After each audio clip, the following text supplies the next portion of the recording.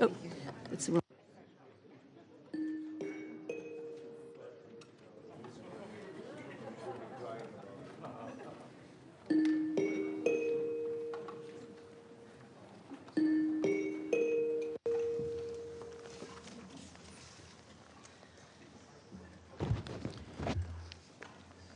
The 9,820th meeting of the Security Council is called to order. The provisional agenda for this meeting is Non-Proliferation, Democratic People's Republic of Korea. The agenda is adopted. In accordance with Rule 37 of the Council's Provisional Rules of Procedure, I invite the representatives of the Democratic People's Republic of Korea and Ukraine to participate in this meeting. The representative for Russia has asked for the floor. Госпожа председатель, мы хотели бы для протокола отфиксировать наше принципиальное несогласие с решением председательства пригласить на данное заседание Украину, а также по правилу 39 Евросоюз и представители НПО Conflict Armament Research. Американское председательство в этом месяце с самой первой недели, вплоть до сегодняшнего дня, побило все антирекорды нарушения практики работы Совета Безопасности, превращая его заседание в политизированный балаган. Есть устойчивое ощущение, что наши американские коллеги забыли, что Совет Безопасности ООН – это не партийный съезд Демократической партии. В этом зале необходимо соблюдать сложившиеся правила в интересах поддержания авторитета СБ и эффективности его работы.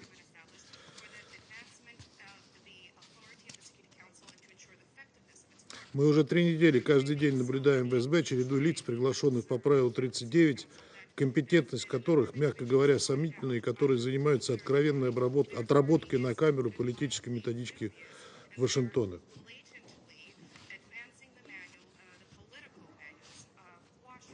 Причем об этих лицах становится известно лишь накануне заседания, что не позволяет даже толком обсудить целесообразность их приглашения. Это неуважение к Совету Безопасности, его правилам, процедуре, трата нашего времени и внимания. Господина Джона Лефа мы уже слышали в июне этого года, когда он пытался убеждать Совет в северокорейском происхождении ракет на своих картинках. Организация Conflict Armament Research, которую он представляет, финансируется на средства НАТО и Евросоюза. Можем ли мы ожидать от него какие-то независимые, беспристрастные оценки? Разумеется, нет. Совершенно ясно, чей политический заказ это НПО обслуживает. Методология ее работы весьма примитивна. Эксперты осматривают то, что им предложат Генеральная прокуратура и Минобороны Украины.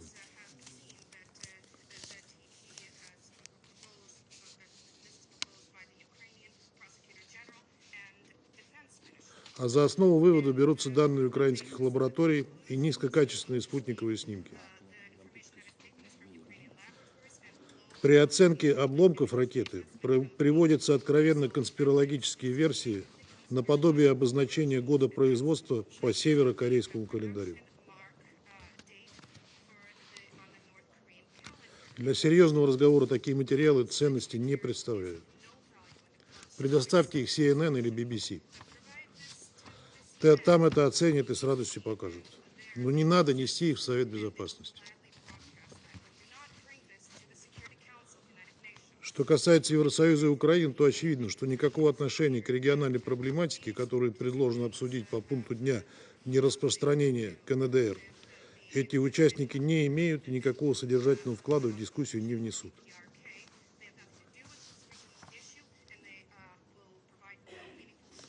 Очевидно также, что единственная цель их появления в СБ – ее политизация, подпевание тиражируемым западными членам СБ голословным спекуляциям на уровне низкопробной прессы.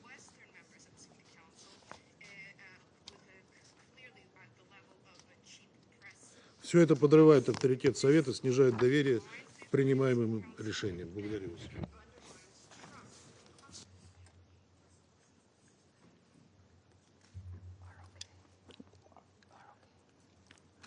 I thank the Russian Federation for their statement, and I give the floor to the Republic of Korea. Madam President, I support the briefing by the CAR. Mr. Leff already made a presentation at the meeting on the DPRK in June during the ROK presidency. At that time, most of us found his presentation informative and relevant. I also support the EU and Ukraine's participation, given that North Korean ballistic missiles, potential delivery means of nuclear weapons, are launched in the European battlefield, and that the agenda of this meeting is non-proliferation DPRK. Thank you, Madam President.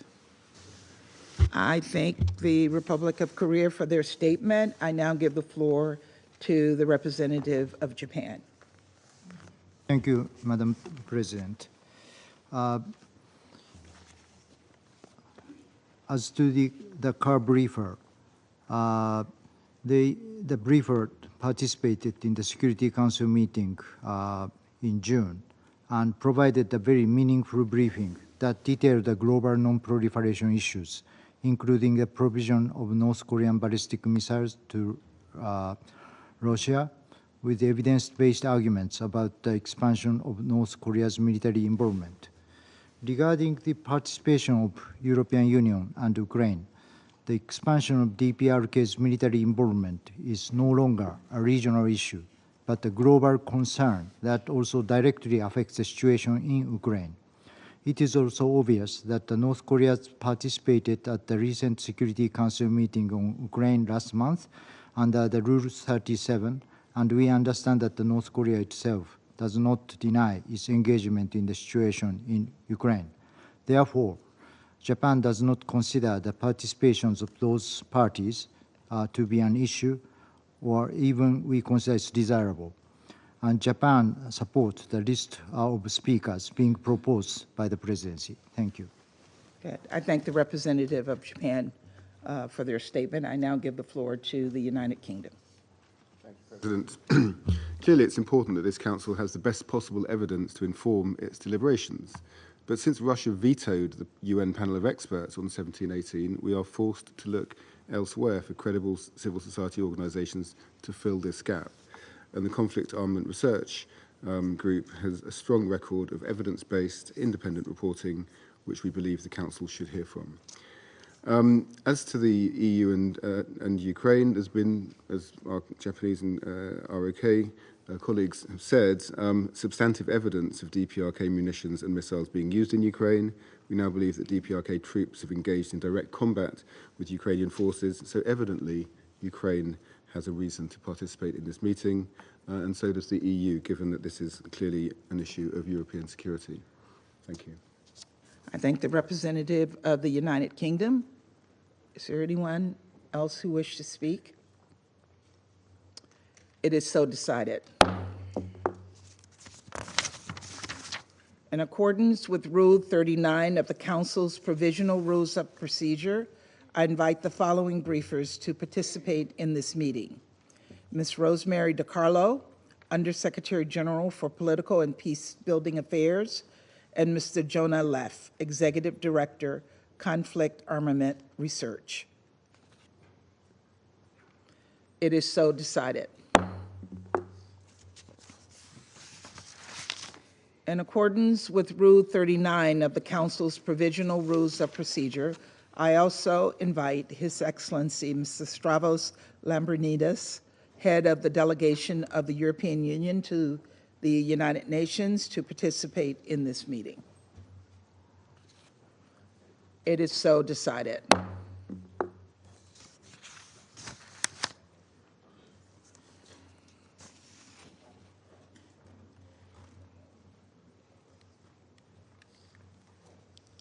The Security Council will now begin its consideration of item 2 of the agenda. I now give the floor to Ms. Rosemary DiCarlo.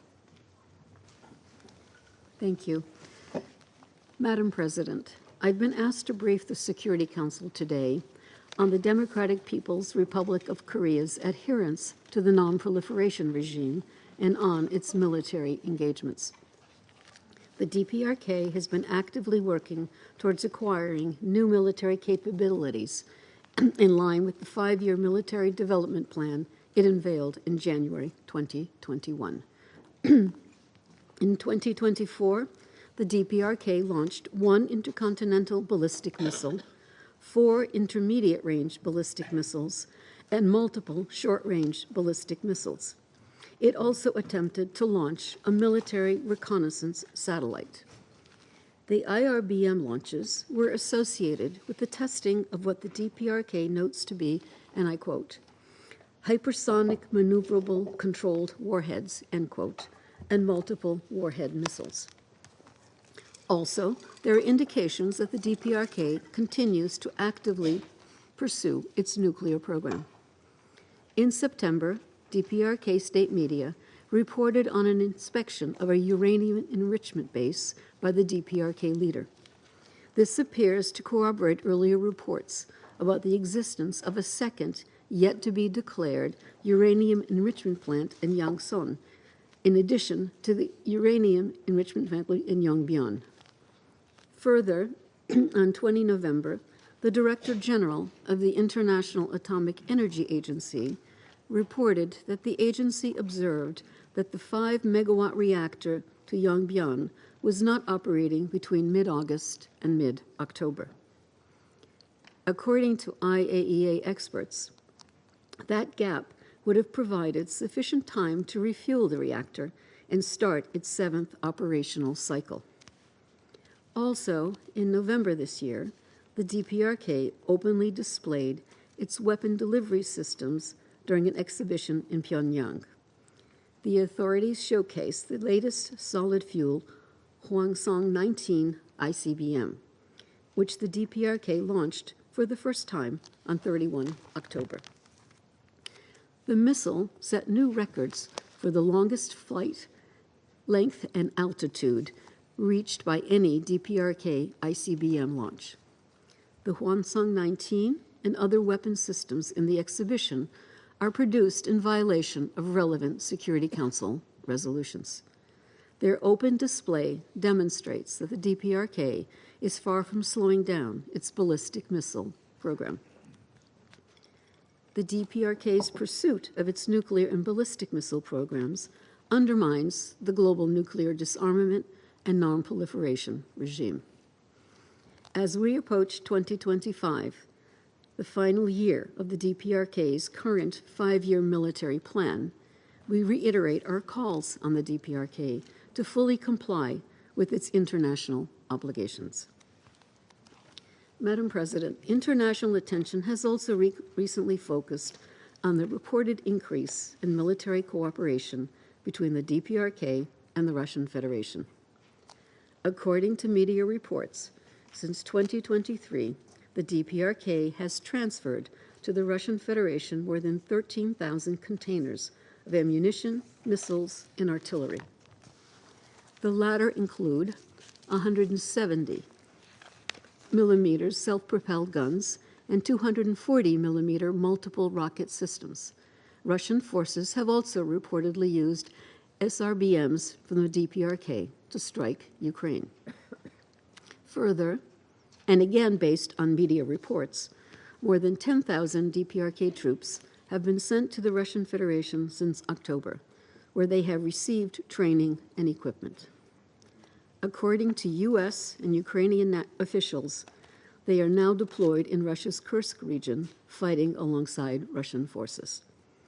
While the United Nations is not in a position to verify these claims, they are a cause for concern, as noted by the Secretary General in a 3 November statement. On 18 November, in remarks I delivered on his behalf in the Council, the Secretary General stressed that the reported deployment of thousands of troops from the DPRK to the conflict zone and their involvement in the fighting adds fuel to the fire, further escalating and internationalizing this explosive conflict. We reiterate our call on all relevant actors to refrain from any steps that may lead to spillover and intensification of the war in Ukraine. Madam President, while the Security Council did not renew the mandate of the panel of experts that supported the committee established pursuant to Security Council Resolution 1718, the DPRK sanctions regime and the committee remain in place.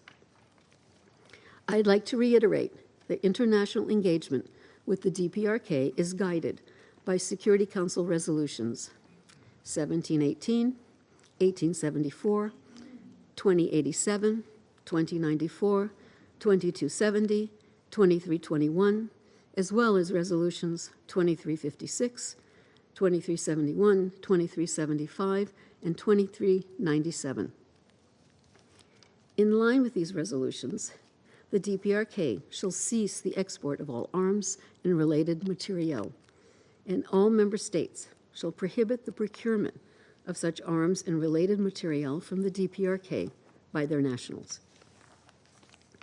I recall that relevant Security Council resolutions are legally binding for all UN member states. As the Secretary General has stated, any relationship that a country has with the DPRK must entirely abide by the relevant Security Council sanctions. We remain deeply concerned about growing tensions on the Korean Peninsula, which have increasingly global ramifications.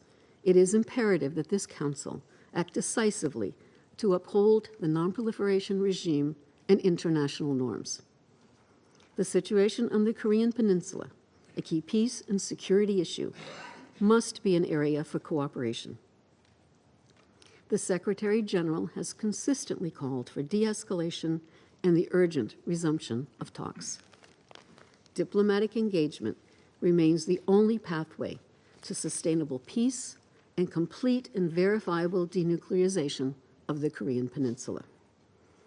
In this respect, we welcome the willingness and offers to engage in dialogue with the DPRK without preconditions.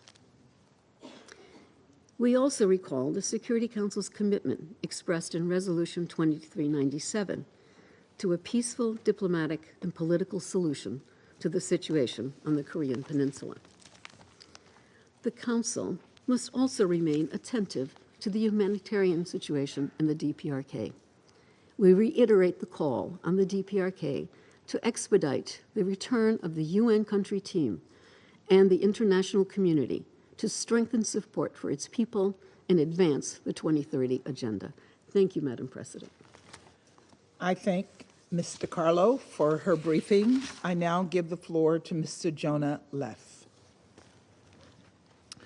Excellencies, ladies and gentlemen, I'd like to begin by thanking the Permanent Mission of the United States for giving me the opportunity to brief the Security Council of the United Nations today, and I congratulate the United States for its accomplishments during its presidency.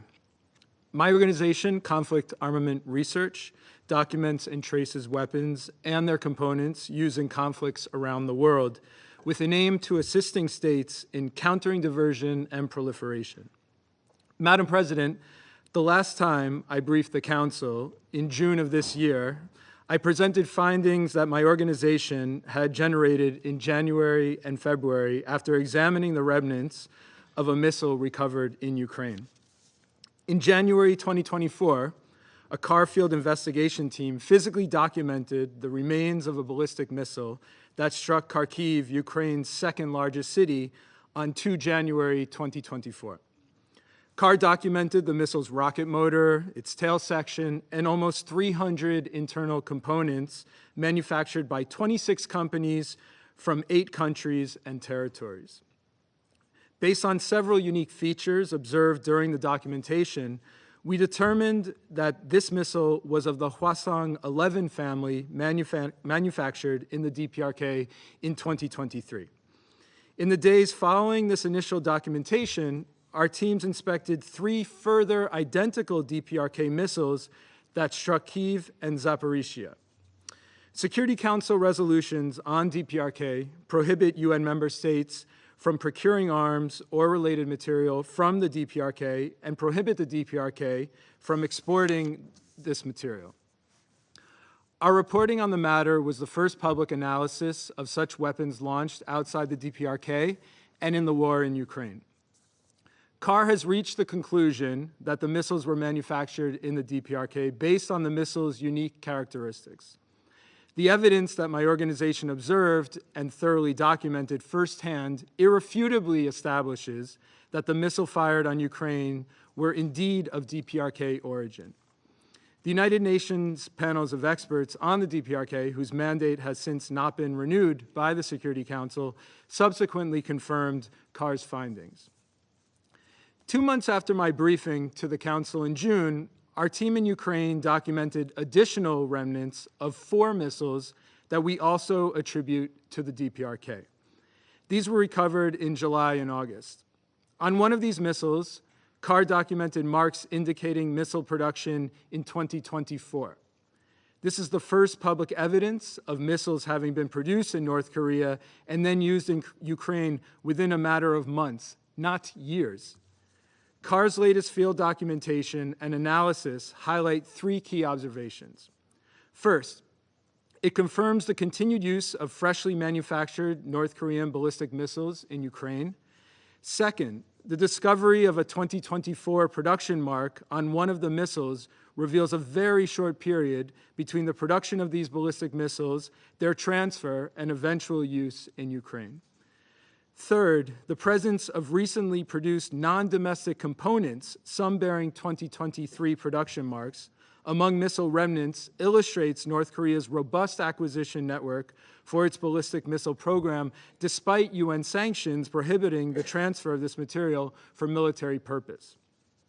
On this last point, none of these components were manufactured in the DPRK. This highlights the DPRK's reliance on foreign manufactured components to sustain its domestic missile program.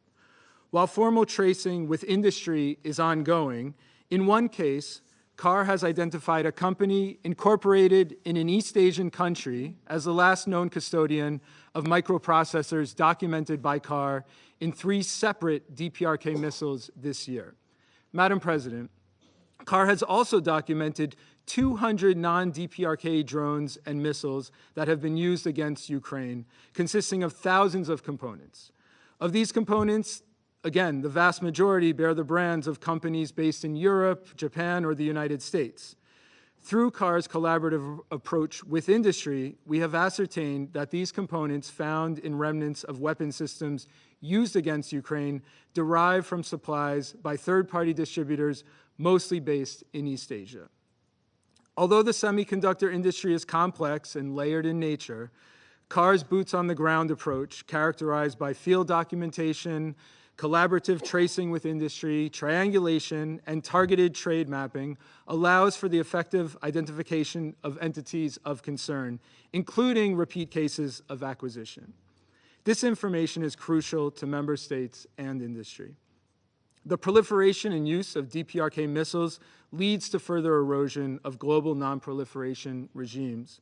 Specifically, any exports of ballistic missiles from the DPRK carried out following the introduction of UN embargoes on the country in 2006 represent violations of the sanctions regime. Security Council resolutions also forbid the DPRK from developing its ballistic missile program, meaning that individuals and entities involved in the facilitation and transfer of key components and materials may also have committed sanctions violations. Despite nearly 2 decades of sanctions on the DPRK, it has demonstrated this year its ability to produce and supply ballistic missiles for use against Ukraine within just a matter of months. Carr's global field investigation teams will continue to document weapon systems used in the conflict in Ukraine and will endeavor to highlight any developments as they occur, including the continued use of weapons manufactured by the DPRK. Madam President, ladies and gentlemen, I thank you for your time. I thank Mr. Leff for his statement. I now give the floor to those council members who wish to make statements. I will give the floor to the representative of France. Merci Madame la Présidente. Je voudrais tout d'abord remercier la secrétaire générale adjointe, Madame Di Carlo, pour sa présentation au Conseil, ainsi que Monsieur Leff pour son exposé. Madame la Présidente, depuis de longs mois, il est clair que la Corée du Nord se rend complice de la guerre d'agression menée par la Russie contre l'Ukraine. en apportant un soutien militaire massif à l'effort de guerre russe. En plus de la fourniture en très grande quantité de munitions et de systèmes d'artillerie, il a été démontré que des missiles balistiques nord-coréens sont utilisés pour frapper l'Ukraine, comme à Kharkiv en janvier dernier, ou encore en juillet et en août. La France condamne le transfert et l'emploi de ces armes, qui représentent de graves violations des résolutions adoptées par le Conseil de sécurité, avec le soutien de la Russie elle-même. Il s'agit d'une menace directe pour la sécurité des Européens et la sécurité internationale. Le soutien nord-coréen à l'agression russe a franchi une nouvelle étape, avec le déploiement de soldats nord-coréens en Russie et leur engagement aux côtés des forces armées russes. La France condamne avec la plus grande fermeté l'engagement direct de ces troupes, qui représente une escalade inacceptable et une extension dangereuse du conflit. Il est clair que l'accroissement du soutien militaire nord-coréen traduit les difficultés rencontrées par la Russie, qui cherche par tous les moyens à poursuivre sa guerre d'agression, avec les conséquences délétères que nous connaissons pour l'ensemble de la communauté internationale. Madame la Présidente, l'accroissement de la coopération militaire illicite entre la Russie et la Corée du Nord constitue aussi un défi grave au régime international de non-prolifération, l'un des piliers fondamentaux de notre sécurité collective. En contrepartie du soutien militaire qu'elle reçoit, la Russie est devenue pourvoyeuse d'impunité et d'assistance aux programmes illégaux d'armes de destruction massive de la Corée du Nord. En mars dernier, la Russie a mis, seule, son veto à la reconduction du groupe d'experts du comité 17-18. Elle a ainsi privé tous les États membres d'une source d'information essentielle sur la mise en œuvre des résolutions de ce Conseil. En septembre dernier, le ministre russe des Affaires étrangères franchissait un nouveau pas en qualifiant la dénucléarisation de la Corée du Nord de question close. Ces propos constituent une remise en cause inacceptable de l'objectif établi par les résolutions du Conseil d'un abandon complet, vérifiable et irréversible des programmes d'armes nucléaires de la Corée du Nord. Lorsque ces missiles sont utilisés pour frapper les populations et les infrastructures civiles de l'Ukraine, la Corée du Nord recueille des informations sur leurs performances qu'elle peut utiliser pour développer son programme balistique. Ces missiles pourraient être employés dans l'avenir sur d'autres théâtres et servir de vecteur à des armes nucléaires.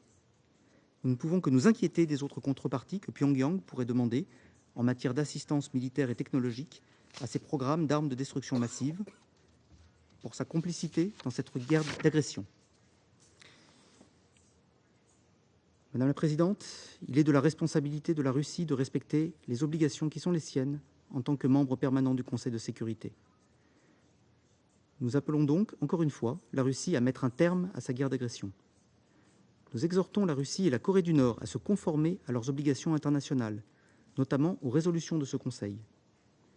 Nous enjoignons la Corée du Nord à renouer avec le dialogue en vue d'une dénucléarisation complète, irréversible et vérifiable.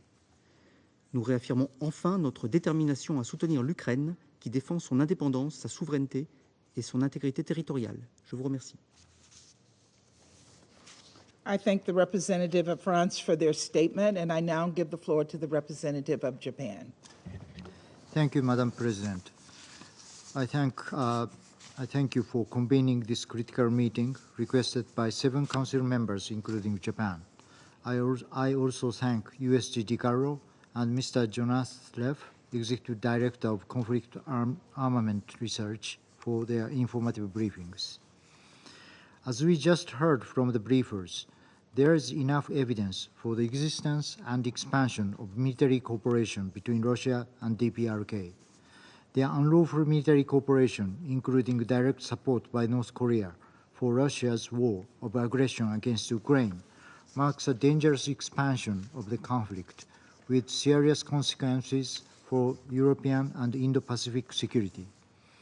Russia is continuously attacking Ukraine using weapons supplied by DPRK, violating the relevant Security Council resolutions. The deployment of North Korean troops to Russia and their engagement in combat against Ukraine constitutes a clear violation of international law, including the UN Charter. We, as a responsible Security Council member, cannot just sit still and watch this situation as the relevance of the Security Council, which has been cultivated over 8 decades, is undermined. The members of the Security Council are the ones, above all, who should lead in adhering to the Council's resolutions, but Russia acts to the contrary. No excuse can justify this fact. The panel of experts established in 2009 was regrettably forced to terminate due to the veto by Russia in April this year. It had been a treasure trove of information over the past 15 years.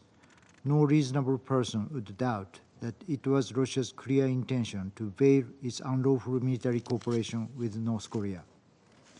Madam President, we now stand at the crossroads whether we take actions and raise our voices to maintain international order based on the rule of law, guided by the UN Charter, or we remain silent in the face of this unprecedented threat to the values and the order of the UN system and the relevance of this Council. Japan, particularly as an elected member of the Security Council over the past 2 years, has been taking actions to defend the value of the UN and will continue to do so for all time to come. The Security Council, consisting of only 15 member states, is responsible for addressing challenges to global peace and security on behalf of all 193 UN member states, and this role should never be cast aside in the name of a single country's national interest. Madam President, the threat of North Korean military activities goes beyond the region and now extends around the entire world. The North Korea constitutes to conduct provocations, including an ICBM-class missile launch at the end of October, which has the highest and longest length trajectory of any missile that North Korea has launched to date, with an estimated range capability of 15,000 kilometers, covering 3/4 of the globe. Not to mention that recent nuclear developments, including the release of images of a uranium enrichment facility for the first time in September, are also of grave concern. These reckless nuclear and ballistic missile developments by DPRK jeopardize the global non-proliferation regimes. In this connection, there is a big question about what North Korea has gained or will gain in return for its military support for Russia's aggression against Ukraine. Any support or benefit to North Korea related to its nuclear and ballistic missile development is a menace to the global non-proliferation regime.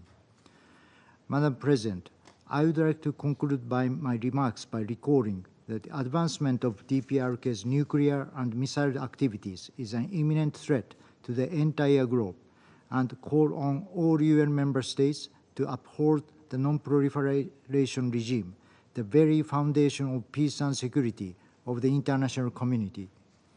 Today's agenda, Non-Proliferation/DPRK, clearly describes the reason why we are here to discuss at this critical moment. Japan is committed to addressing this global challenge, not just as a member of the Security Council, but also as a responsible adherent to the United Nations anchored by the UN Charter. I thank you, Madam President. I thank the representative of Japan for their statement. I now give the floor to the representative of Malta. Thank you, President. And I also thank USG De Carlo and Mr. Leff for their comprehensive yet worrying briefings. We joined the call for this meeting because we are deeply concerned about DPRK's growing military cooperation with the Russian Federation, including in support of its aggression against Ukraine.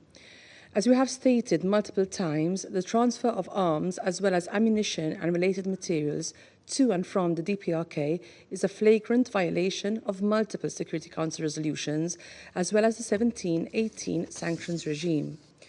Over the past 2 years, the DPRK has continued to advance its unlawful WMDs program, including through a record number of ballistic missile launches. Throughout this period, the DPRK has enjoyed external support for its ever-evolving architecture of sanctions evasion, and this Council has not been able to speak with one voice to condemn it. Multiple reports show that the DPRK transferred ballistic missiles and ammunition to the Russian Federation in support of its war in Ukraine. We strongly condemn such actions. These actions are blatant violation of the sanctions regime, gravely undermine the UN Charter, and contribute to furthering the suffering of the Ukrainian people. We also reiterate our disappointment for the termination of the 1718 panel of experts. The panel's reports represented a crucial source of information on the sanctions implementation. Its absence greatly facilitates violations, with the results we are witnessing today. Equally concerning is that the regime continues to prioritize its unlawful WMD's program and its military engagements over the needs of its people. Despite an estimated over 40% of the population in need of direct assistance, the regime continues to deny access to the UN and international humanitarian actors. President, the threat posed by the DPRK is no longer a regional one. Its advanced missile capabilities, as well as its active involvement in and support for Russia's aggression of Ukraine, have detrimental consequences for European security as well. This is unacceptable, and the Council should send a clear and unified message to the DPRK. Sanctions remain in place, and it is imperative that all Member States fully implement them. In this connection, we encourage the 1718 Committee to continue to actively engage with the wider membership, as well as with relevant international organizations, to ensure a constant flow of information. Years of Council's inaction and external support have emboldened the DPRK. We deeply regret that during Malta's tenure on the Council, this threat to international peace and security has continued to grow rather than being addressed, as the mandate of this body would dictate. While we prepare to leave the Council, we will continue to engage on this file towards the ultimate goal of lasting peace and denuclearization in the Korean Peninsula. To this end, we urge all members to set aside their differences and collectively address this situation. I thank you. I thank the representative of Malta for their statement. I now give the floor to the representative of the Republic of Korea. Thank you, Madam President, for convening this important meeting. I also extend my gratitude to USGT Carlo and Mr. Jonah Leff, Executive Director of Conflict Armament Research, for their briefings. Madam President, as the year comes to an end, let me take this opportunity to recap the significant developments we witnessed on North Korea's unlawful WMD program in 2024 and how it kept threatening international peace and security. First, North Korea's redefinition of inter-Korean relations announced early this year marks the culmination of North Korea's nuclear policy. For a couple of years leading up to 2024, North Korea had taken unprecedented steps to develop tactical nuclear weapons, diversify delivery vehicles, and lower the nuclear threshold. Besides launching ICBMs such as Hwasong-19 late last October, Pyongyang test-fired various types of short-range ballistic and cruise missiles capable of carrying tactical nuclear warheads. North Korea also adopted a nuclear policy law that significantly lowered the threshold for the use of nuclear weapons in 2022 and incorporated that policy into its constitution in 2023. And then came the final piece of the puzzle when Kim Jong-un announced at the beginning of this year a policy shift on inter-Korean relations. By scrapping the 7-decade-long policy of unification and redefining the Republic of Korea as a foreign hostile state, the North Korean leader eliminated the final psychological hurdle in order to justify a preemptive nuclear strike on the ROK. As a follow-up, North Korea took the substantial military step of completely cutting off road and rail links to the south in October. Second, this year saw a marked and qualitative shift in the state of military cooperation between North Korea and Russia. Besides providing a huge amount of ammunition, ballistic missiles, and artillery to Russia in violation of relevant Security Council resolutions, North Korea dispatched more than 11,000 troops, thus joining as a belligerent party in Russia's illegal war against Ukraine. North Korean soldiers are already engaged in combat operations, with some being reportedly killed in action on the battlefield. This illegal military cooperation goes far beyond anything we could have imagined. When the war first broke out, we never expected that North Korean troops would be fighting on the European battlefield and that Russia would rely on North Korea's military to such an extent. What is all the more worrisome is that no one knows how far this military cooperation will go and where it might end. They may move the goalposts as they see fit as the situation unfolds. With the recently ratified Comprehensive Strategic Partnership Treaty, Russia and North Korea formalized this illicit military cooperation. In addition to gaining first-hand experience in modern warfare and economic benefits from Russia, Pyongyang may acquire advanced military technology, material, and equipment for its nuclear and missile program. We assess that Russia provides the air defense missile system to North Korea. Furthermore, Russia is accepting North Korean workers, which is one of the few revenue sources for cash-strapped Pyongyang.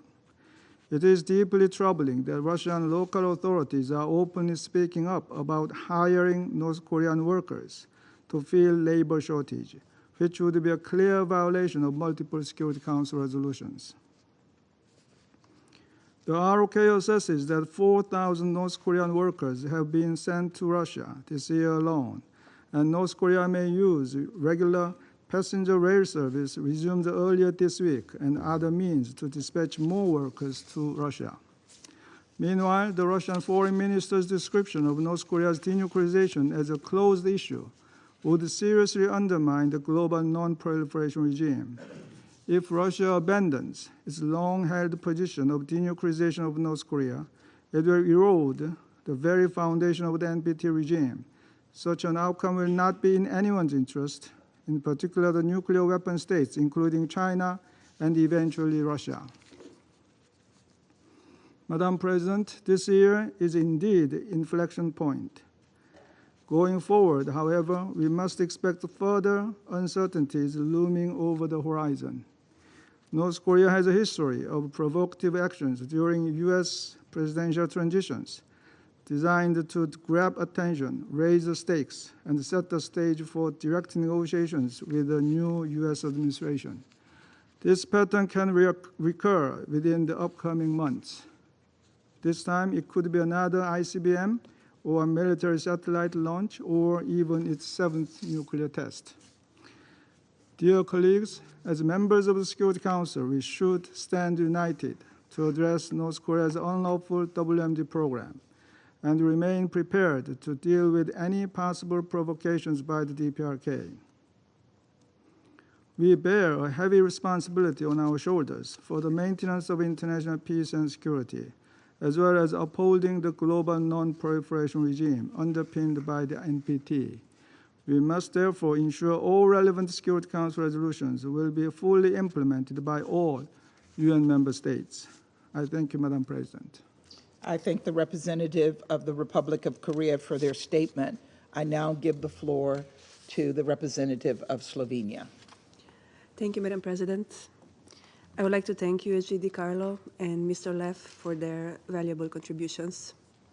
Madam President, my country is deeply concerned with the expansion of military engagements of the DPRK, especially its military cooperation with Russia. This represents an escalation of Russia's illegal war on Ukraine.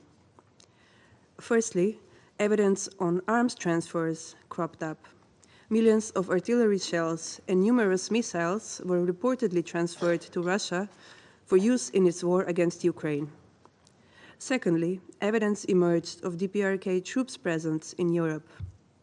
And what is more, the latest reports indicate that they are now actively involved in this war. These developments represent blatant violations of UN Security Council resolutions and heavily imply that Russia is willing to undermine the Council and the UN to achieve short-term military advantages. At the same time, the North Korean leadership is immensely profiting from this rekindling of cooperation. With no considerations being given to international law, the Charter, or Security Council resolutions, there are indications that the DPRK is acquiring new armaments and military technology from Russia. In addition to this, comes a deeply troubling statement by Foreign Minister Lavrov, who publicly said that Russia viewed the notion of denuclearizing North Korea as a closed matter. Slovenia is deeply concerned that as a consequence of these developments, the DPRK leadership will be able to further sustain its illegal ballistic, nuclear, and other WMD programs to the detriment of its own civilian population. Madam President, the DPRK no longer represents only a regional challenge, but is destabilizing two parts of the world at the same time. It is high time for the DPRK to cease its provocative activities and return to dialogue and diplomacy. At the same time, Russia must discontinue its illegal support to DPRK. We need to employ all diplomatic means to bring the DPRK back to the negotiating table.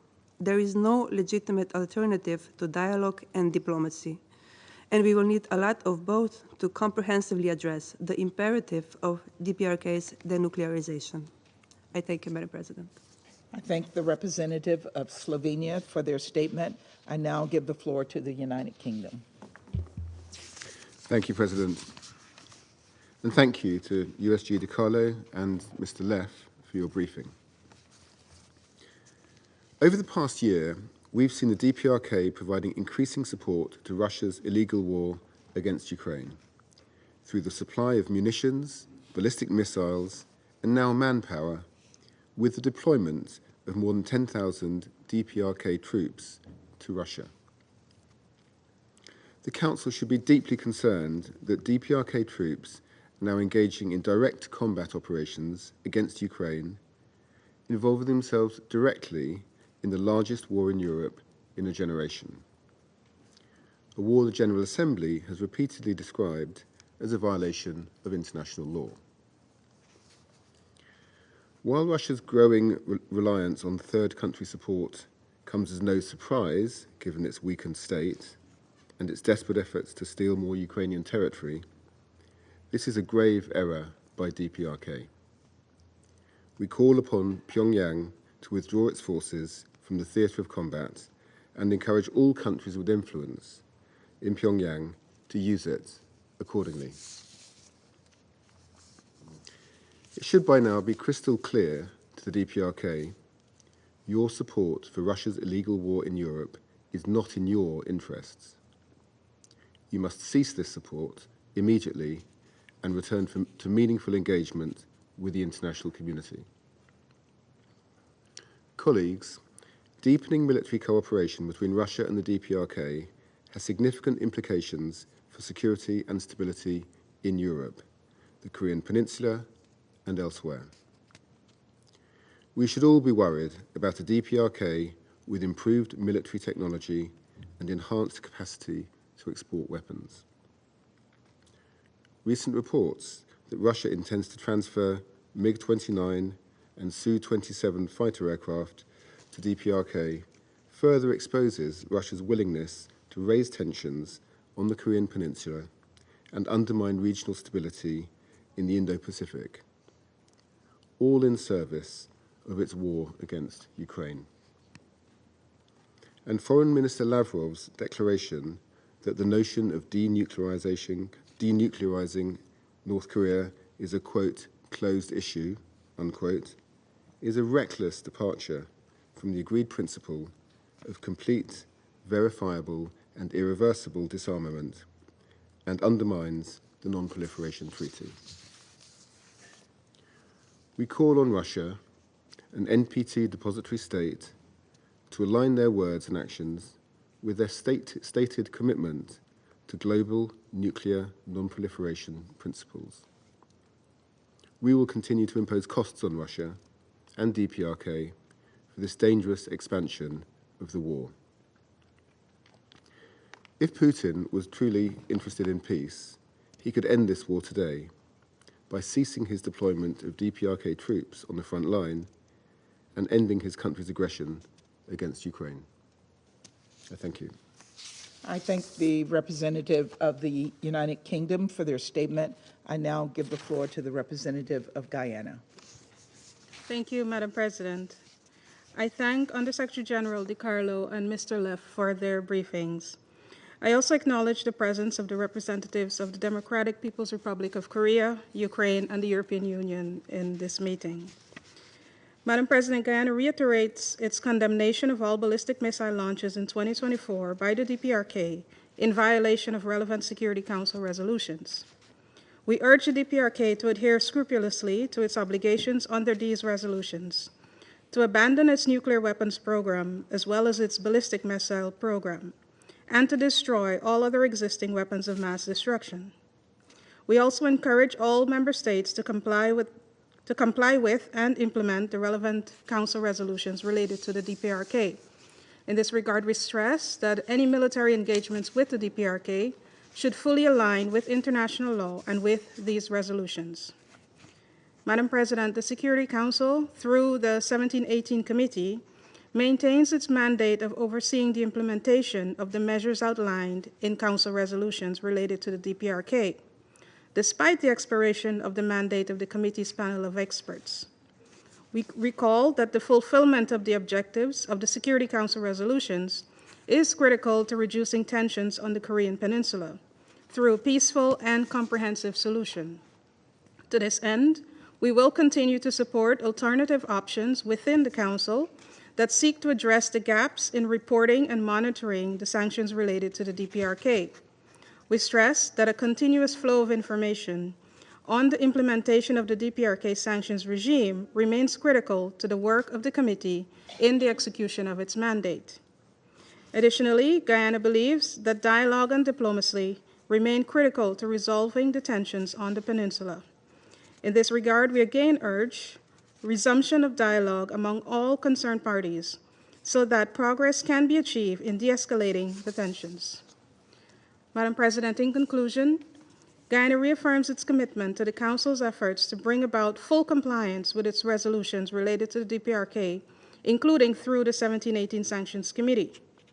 We also reaffirm our commitment to the advancement of the global non-proliferation and disarmament agenda and call on states that have not yet done so to ratify the Treaty on the Prohibition of Nuclear Weapons.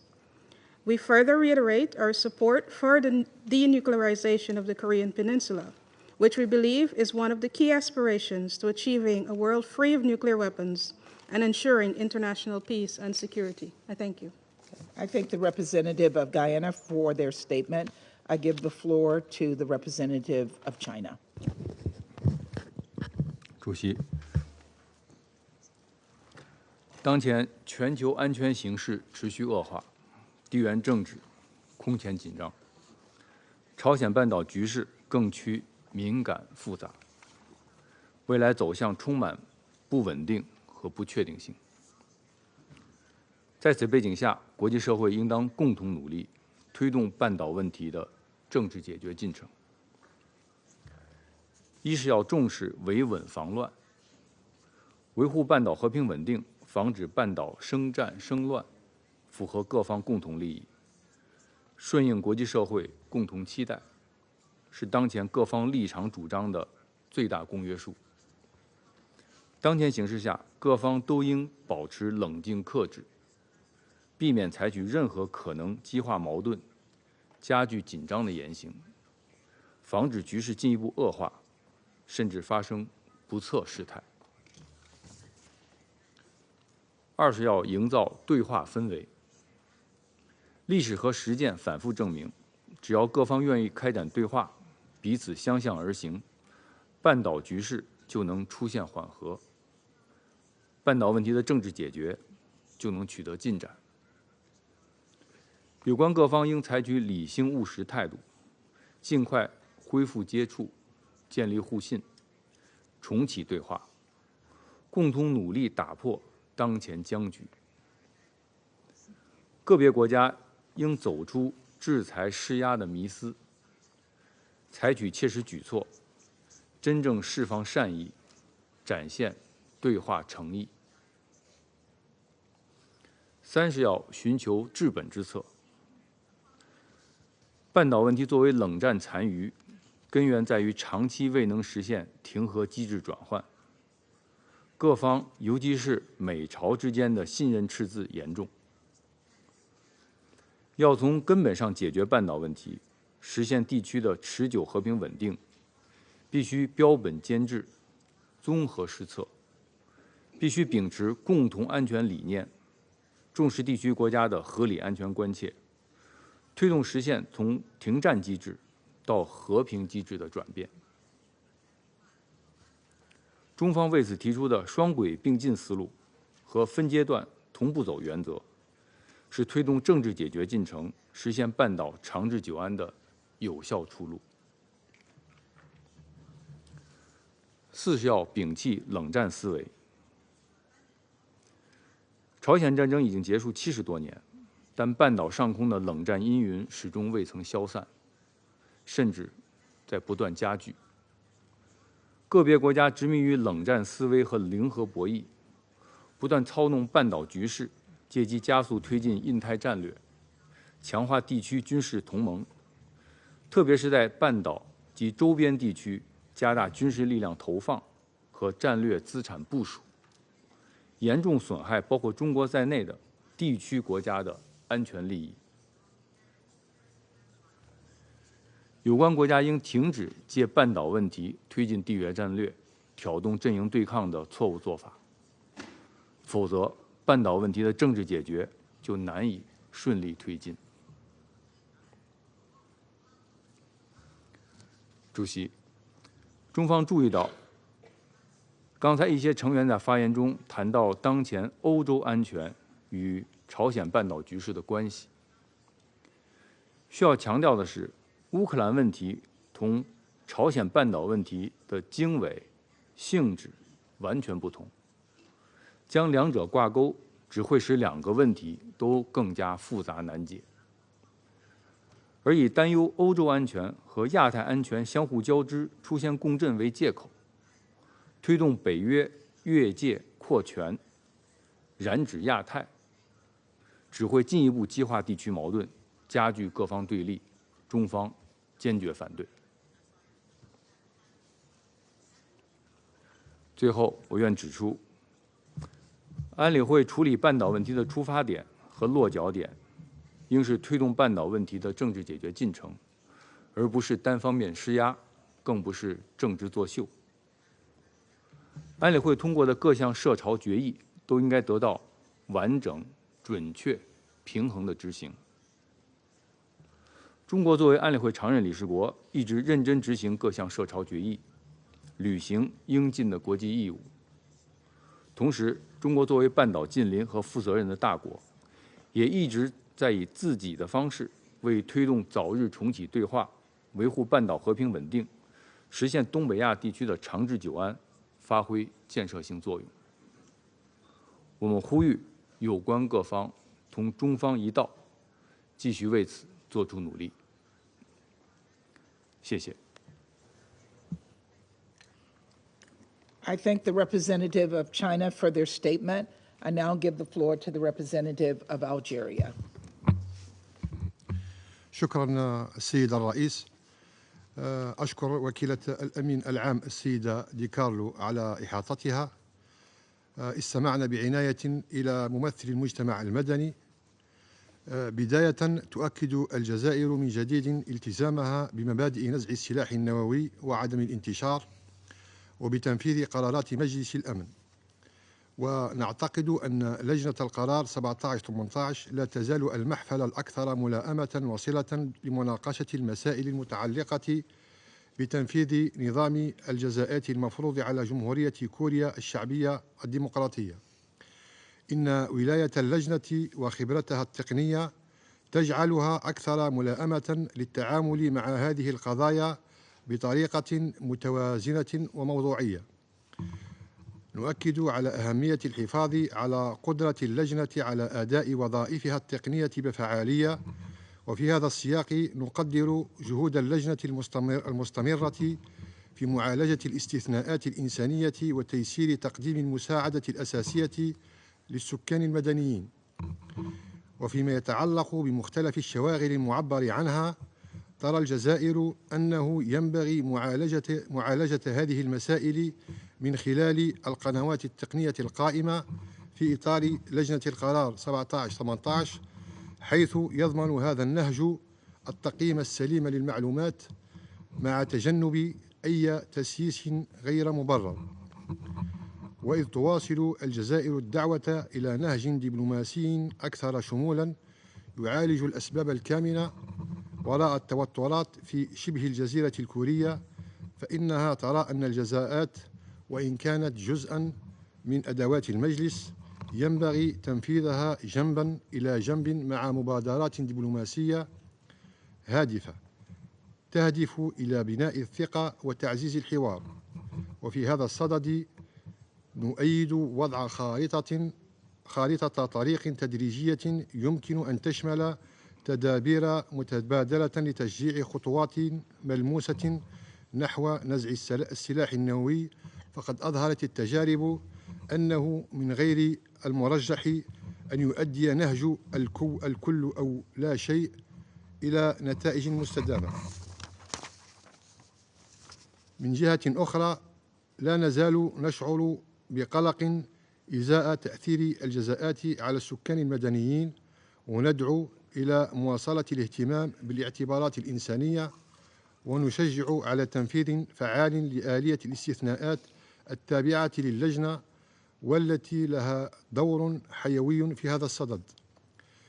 وتطلعا إلى المستقبل ومن أجل تحقيق سلام مستدام في شبه الجزيرة الكورية، تدعو الجزائر جميع الأطراف إلى المشاركة البناءة في إطار قرارات مجلس الأمن ذات الصلة، ونود التأكيد على أهمية التدابير التالية: الالتزام بالتقييم التقني لتنفيذ الجزاءات، تعزيز الدعم الإنساني للسكان المدنيين، تدابير تدريجية لبناء الثقة، والمشاركة الدبلوماسية المستدامة التي تعالج الشواغل الأمنية لجميع الأطراف.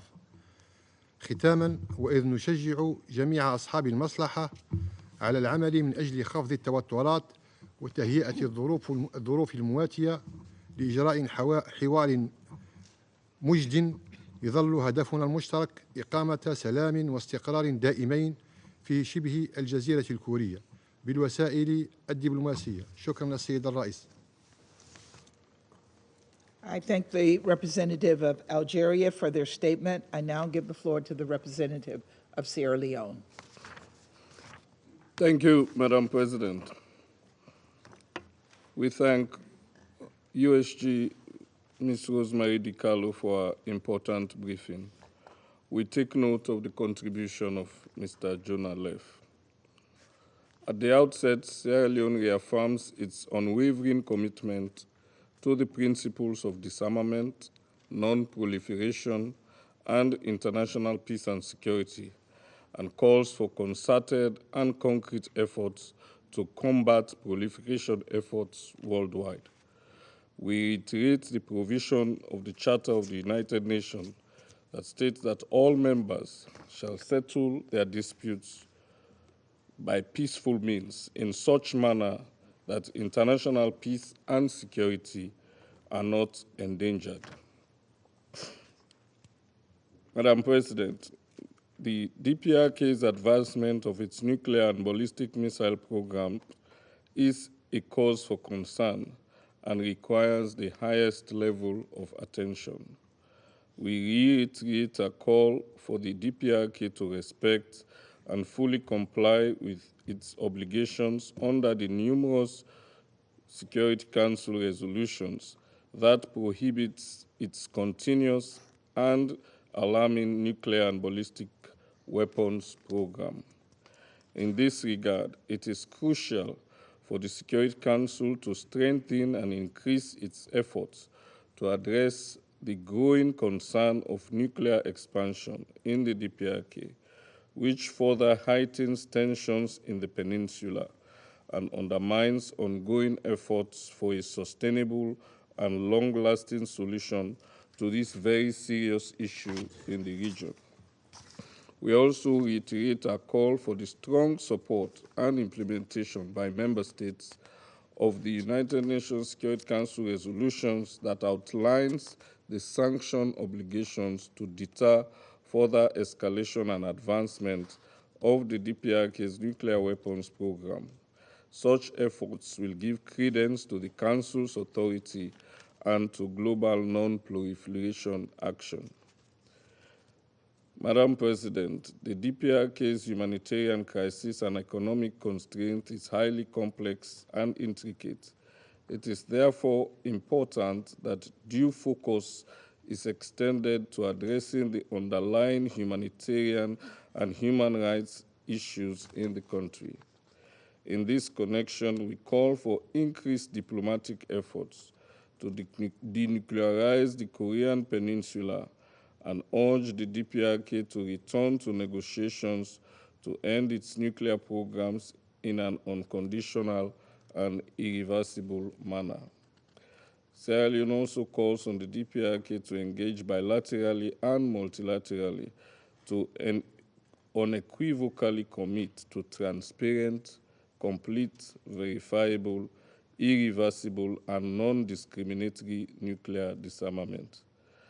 Additionally, we reiterate our call for the CTBT's entry into force, noting its valuable contribution to halting further modernization and increase in vertical and horizontal proliferation of nuclear weapons, thereby advancing the goal of nuclear disarmament. We conclude by echoing our previous call for the need for a holistic and comprehensive assessment of the nuclear program of the DPRK, drawing upon the global efforts for non-proliferation to promote international peace and security. I thank you.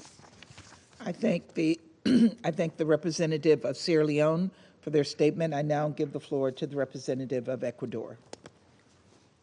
Gracias, señora presidenta. Mi delegación agradece la exposición informativa de la Secretaria General Adjunta, Rosemary de Carlo. He escuchado con atención la presentación realizada por el representante de la sociedad civil. El Ecuador expresa su profunda preocupación ante las reiteradas acciones de la República Popular Democrática de Corea que violan de manera flagrante las resoluciones de este Consejo, socavando el régimen de no proliferación nuclear y exacerbando las tensiones regionales y globales. La constante realización de pruebas balísticas, así como el desarrollo de armamento nuclear, constituyen amenazas directas a la estabilidad internacional y a la arquitectura global de no proliferación. A esto se suman los recientes informes sobre el envío de armamento, municiones y la movilización de tropas norcoreanas hacia líneas del frente ruso en Ucrania, que son acciones alarmantes y peligrosas. Señora Presidenta, la falta de consistencia y ausencia de un mensaje unificado del Consejo de Seguridad ante el comportamiento desafiante de la República Popular Democrática de Corea afecta la credibilidad de este órgano. El silencio del Consejo envía una señal equivocada a Pyongyang. En el pasado, el Consejo de Seguridad fue capaz de enviar un mensaje unánime y claro frente a violaciones por parte de la RPDC, pero hoy lamento profundamente el estancamiento que caracterizan las deliberaciones de este Consejo. Mientras las diferencias continúan obstaculizando una respuesta colectiva efectiva, las amenazas a la paz y seguridad internacionales se multiplican. La amplia membresía de las Naciones Unidas exige a este Consejo un mensaje de respeto y cumplimiento al derecho internacional, la Carta de las Naciones Unidas y las resoluciones del Consejo de Seguridad.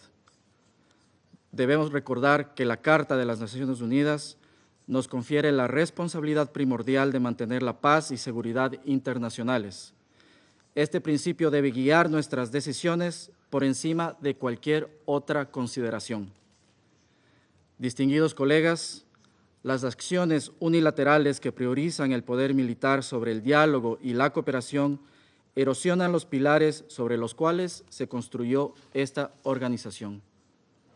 En este contexto, el Ecuador hace un llamado a la RPDC para que cese inmediatamente sus actividades provocadoras y se comprometa de manera plena con sus obligaciones internacionales asumidas bajo la Carta de las Naciones Unidas.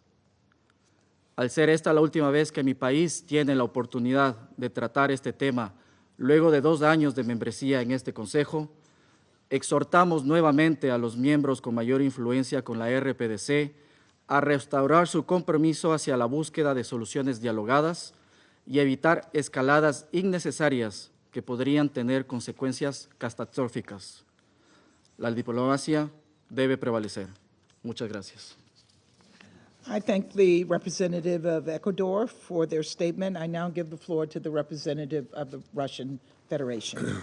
Госпожа председатель, приветствуем участие в заседании постоянного представителя Корейской Народно-Демократической Республики.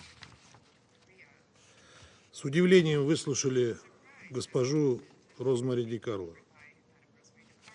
Это был весьма своеобразный брифинг высокопоставленного представителя ООН, основанный на сообщениях прессы, которые ООН не может подтвердить. Так что же вы тогда приводите эти данные с этой трибуны? Те, кто вас слушает, последнюю фразу не расслышат, а будут воспринимать сказанное вами, пересказ вами газетных инсинуаций за чистую монету и мнение ООН. Получается, вы участвуете в раскручивании фейкового политизированного нарратива в нарушении своих обязательств по статье 100 Устава ООН. О характере оценок господина Лефа я уже высказывался. Повторяться не буду. Как мы ранее говорили и о выводах ряда членов почившей в БОЗе группы экспертов,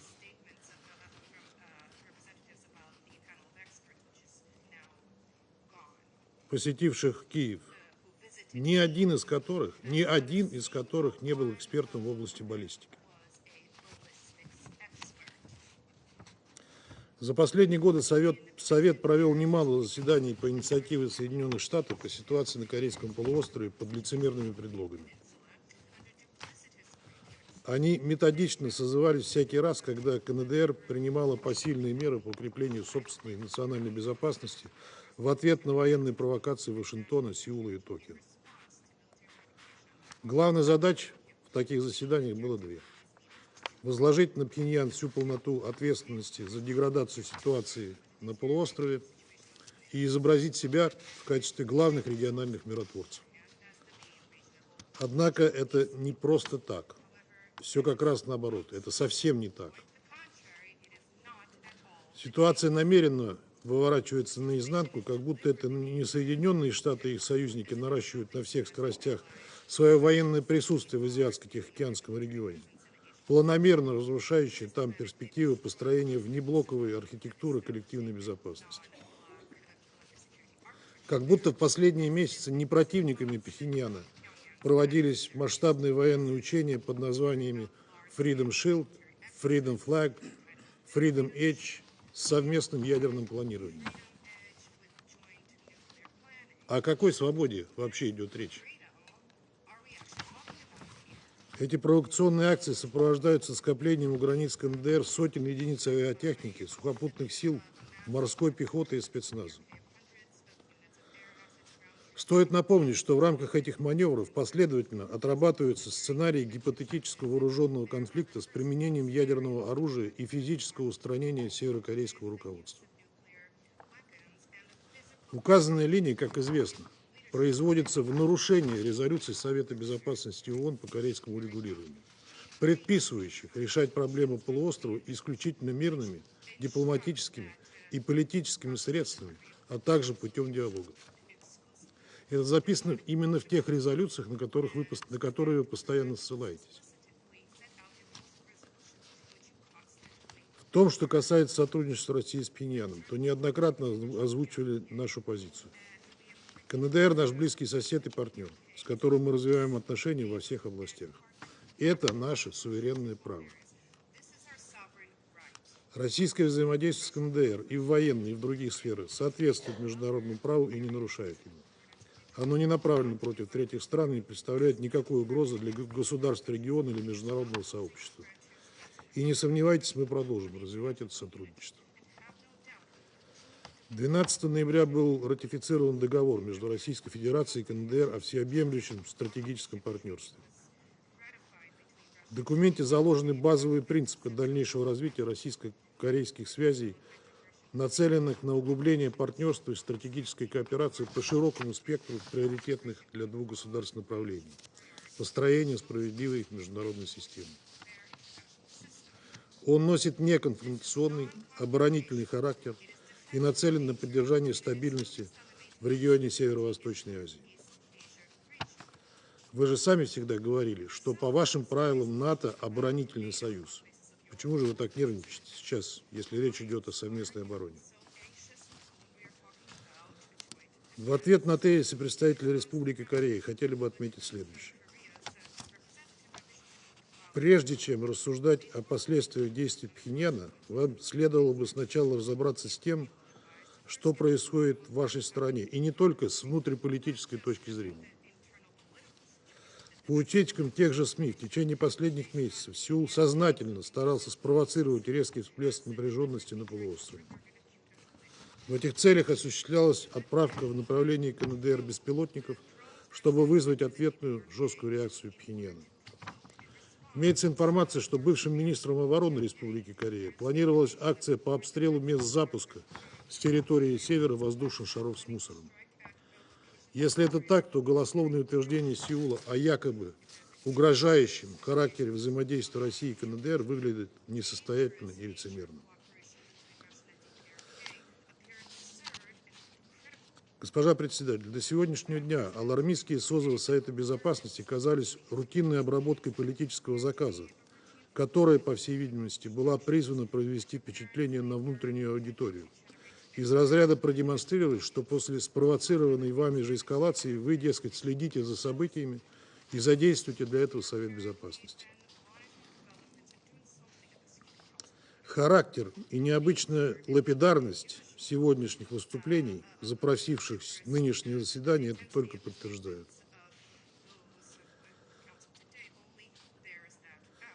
Как и идентичных излагаемых вами тезисов. Мы могли бы еще больше сократить время этой увлекательной встречи, если бы вы выделили кого-нибудь одного выступить от имени всех 7 запросивших это заседание стран.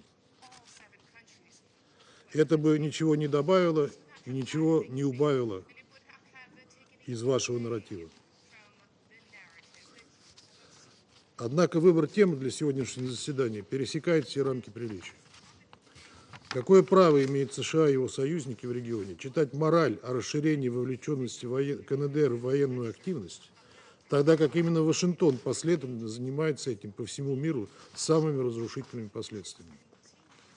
Эти обвинения не только лицемерны. Это еще и попытка отвлечь внимание от патовой ситуации как внутри Украины, так и на линии боевого соприкосновения, а также оправдать участие в конфликте натовских военных специалистов.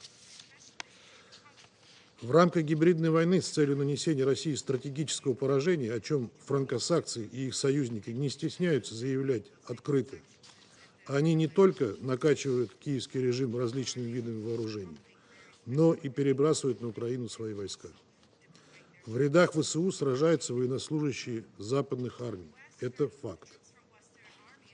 И это никакие не добровольцы, а офицеры, без которых было бы невозможно использовать не то что западное дальнобойное оружие, но и украинские средства дальнего поражения.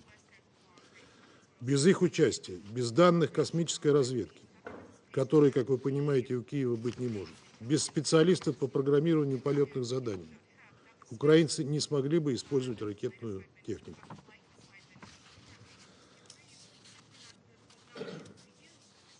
Именно при военной помощи Запада киевский режим смог реализовать Курскую авантюру в августе, не спровоцированно напав там на мирное, именно мирное население российских городов. ВСУ в упор расстреливали гражданских лиц, похищали их и препятствовали эвакуации. Мы подробно об этом рассказывали в ходе неформальной встречи по формуле «Ария» в октябре, в том числе демонстрировали показания очевидцев, которые подтверждали, что в этой безрассудной вылазке были самым активным образом задействованы иностранные военнослужащие. Но об этом всем западные делегации в этом зале предпочитают не говорить, отмахиваясь лицемерными фразами о праве Украины на самооборону и готовности оказывать поддержку Киеву, сколько потребуется. Сегодня была упомянута здесь международная группа мониторинга санкций в отношении КНДР. Механизм, который преподносится в качестве замены группе санкционных экспертов Комитета Совета Безопасности 17-18,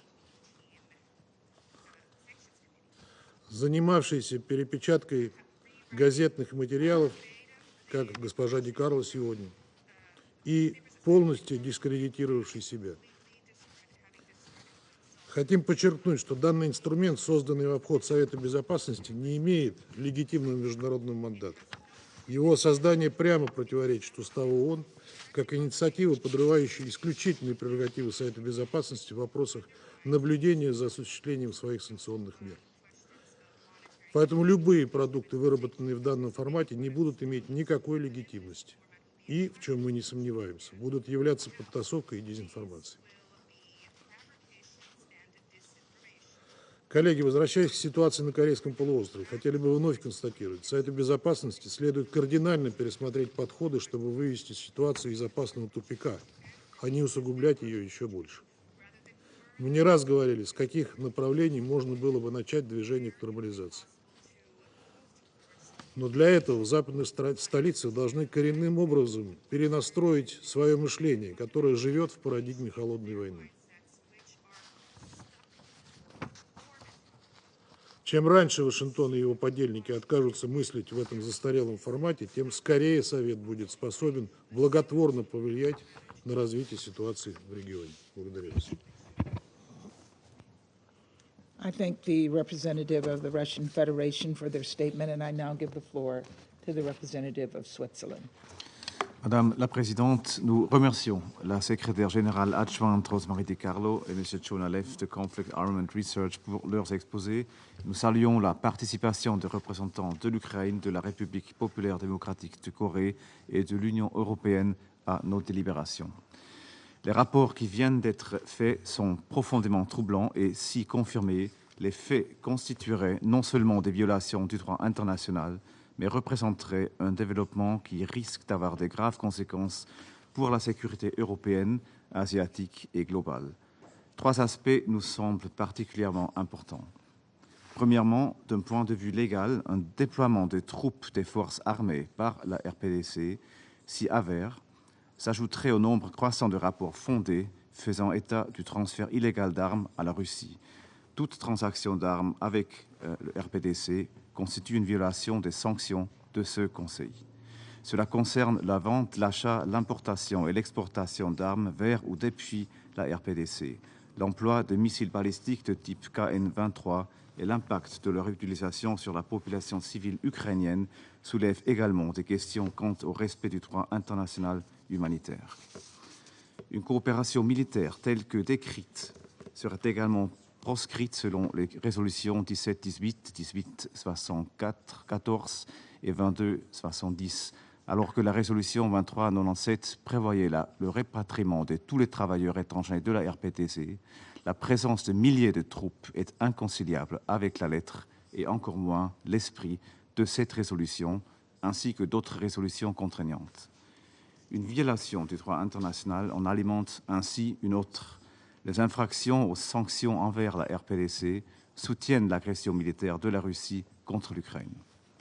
La Suisse regrette vivement que la prolongation du mandat du groupe d'experts sur la RPDC ait échoué à cause d'un veto russe, alors que ce groupe menait des enquêtes sur les allégations des transferts illégaux d'armes entre la RPDC et la Russie. Deuxièmement, la Suisse condamne l'agression militaire de la Russie contre l'Ukraine. Il est consternant que, malgré les appels clairs et répétés de l'Assemblée générale et de la Cour internationale de justice, la Russie continue son agression militaire. L'envoi des forces armées des pays tiers pour la soutenir irait à l'encontre non seulement de ces appels, mais aussi de l'esprit de la Charte des Nations Unies elle-même. Nous appelons la RPDC et toute tierce partie à s'abstenir de toute action susceptible d'alimenter l'agression militaire russe. Et nous appelons une nouvelle fois la Russie à cesser immédiatement les hostilités et à retirer ses troupes de l'ensemble du territoire ukrainien. Finalement, en ce qui concerne l'architecture de non-prolifération soigneusement construite au fil des 5 dernières décennies, nous appelons la RPDC à prendre des mesures concrètes en vue d'abandonner ces programmes d'armes nucléaires, de missiles balistiques et d'autres programmes connexes de manière complète, vérifiable et irréversible, et à respecter le moratoire sur les essais nucléaires qu'elle s'est imposé. La Suisse appelle la RPDC à se soumettre à nouveau et le plus tôt possible au traité de non-prolifération et aux garanties de l'AIEA, ainsi qu'à signer et ratifier le traité d'interdiction complète des essais nucléaires. La Russie, comme État dépositaire du TNP, est appelée à le renforcer, non à l'affaiblir.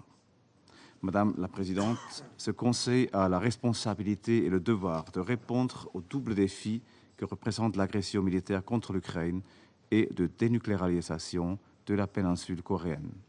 En ce qui concerne l'Ukraine, la Suisse continue de soutenir la recherche d'une solution pacifique et reste prête à contribuer à tous les efforts visant à promouvoir la paix conformément à la Charte de l'ONU, en particulier les principes d'intégrité territoriale et d'indépendance. Rien ne peut justifier les conséquences humanitaires, sociales, psychologiques et économiques désastreuses de cette agression militaire. Elle nuit à tout le monde et ne profite à personne. Nous continuerons également notre engagement pour une péninsule coréenne dénucléarisée et en paix, et encourageons également le recours aux bons offices du secrétaire général pour un retour au dialogue, à la désescalade et dans la recherche de solutions diplomatiques. Nous encourageons la RPDC à engager un dialogue constructif avec le Conseil et le système onusien. Je vous remercie. I thank the representative of Switzerland for their statement. I now give the floor to the representative of Mozambique. Madam President, Mozambique wishes to commend the United States Presidency for convening this briefing section. We thank Mrs. Rosa Di Carlo and the Secretary General for Political and Peace-Building Affairs, and Mr. John Leff, Executive Director at the Conflict Armament Research, for their briefing and update on the subject under consideration. We acknowledge the presence of the representatives of Democratic and People's Republic of Korea in this meeting. We also acknowledge the participation of representatives of Ukraine and the representatives of delegations of the European Union. Madam President, we have several times expressed in this chamber our deep concern about the persistence of weaponization of the world, which undermines the global nuclear disarmament and non-proliferation. The situation on the Korean Peninsula is sensitive for its potential for further escalating of tensions over the region. The risks associated with this situation are particularly related to the proliferations of weapons that can fall into terrorist groups or unauthorized institutions or entities, endangering the international peace and security. It is in this context that we continue advocating for exercise of moderation, restraint, and avoiding unilateral actions or inflammatory languages. The international community has a crucial role to play in promoting dialogue conducive to lasting peace and stability on the Korean Peninsula. Our collective responsibility is utmost important since it may contribute to prevent and eradicate the threat posed by nuclear weapons. We call upon all importing and producing states to comply with their international obligations through effective dialogue and cooperation to ensure sustainable peace and stability in the region and in the world at large. Madam President, peace and security anywhere will only be possible through enforcement of international measures and instruments. The Outer Space Treaty, the Comprehensive Nuclear Test Ban Treaty, the Nuclear Non-Proliferation Treaty, and the other relevant UN resolutions play a critical role in this regard. This is the best time for all of us to converge around the Secretary General's appeal and the agenda for disarmament. To conclude, Madam President, a world with less nuclear proliferation will always be a world with more peace and security. Otherwise, as long as the current trend of the competition and the nuclear rise prevails, world peace and stability will be under permanent threat. I thank you, Madam President. I thank the representative of Mozambique for their statement. I shall now make a statement in my capacity as representative of the United States. Thank you, Undersecretary General DiCarlo and Mr. Leff, for your briefings.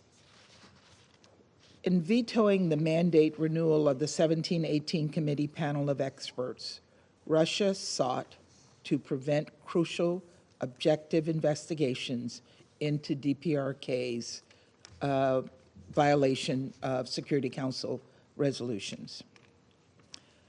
To shield the world from the truth about the DPRK's dangerous actions and Russia's complicity in them. The loss of this committee makes organizations like conflict armament research all the more critical, and the United States is grateful that its independent, well-regarded experts continue to provide clear and credible reporting on DPRK-related violations. These reports show why Russia was so desperate to overturn the mandate's renewal. Russia and the DPRK are engaging in unlawful arms transfers and training in brazen violation of numerous Council resolutions. Colleagues, resolutions 1718, 1874, and 2270 collectively prohibit UN member states from receiving any arms, related material, arms training, or assistance from the DPRK or providing them to the DPRK. These resolutions were adopted in response to North Korea's nuclear tests. They are evidence of our sacred obligations to uphold international peace and security. Russia knows this. Russia voted for each and every one of these resolutions, and yet Russia has violated them in both directions. We assess North Korea has now sent Russia more than 20 1,000 shipping containers of munitions to date, containing at least 6 million heavy artillery rounds, along with well over 100 ballistic missiles. The Center for Armament Research's independent findings corroborate what we have seen in press reporting and other open source analysis. These missiles have subsequently been launched into Ukraine, impacting near civilian infrastructure and populated areas such as Kyiv and Zaporizhia. And the DPRK continued preparations to transfer more missiles to Russia in late 2024. We also have information that a large number of DPRK origin 170 millimeter long-range self-propelled artillery pieces and 240 millimeter long-range multiple rocket launchers are being introduced into the conflict. And now Russia turns to the DPRK for manpower as well as munitions in order to carry out its war of aggression against Ukraine, welcoming more than 11,000 DPRK troops onto its soil. And this is not from the press, this is from the DPRK. And not just any soldiers. North Koreans sent elite special forces units to Russia. This marks the first time North Korean troops have participated in large-scale ground combat operations in more than 70 years, and the first time they've done so outside the Korean Peninsula. And Russia is likely to use the deployment as a basis for future combined training exercises with the Korean People's Army. This is not a one-way street. The more Russia relies on the DPRK's support, the more the DPRK extracts it in return, exacerbating threats to peace and security, not only in Europe, but across the globe. In recent months, Russia has provided training to DPRK troops in artillery, UAV, and basic infantry operations, including trench clearing, an indication DPRK soldiers are participating in frontline operations and directly engaging in hostilities against Ukraine. We also have information that Russia has transferred air defense systems to the DPRK.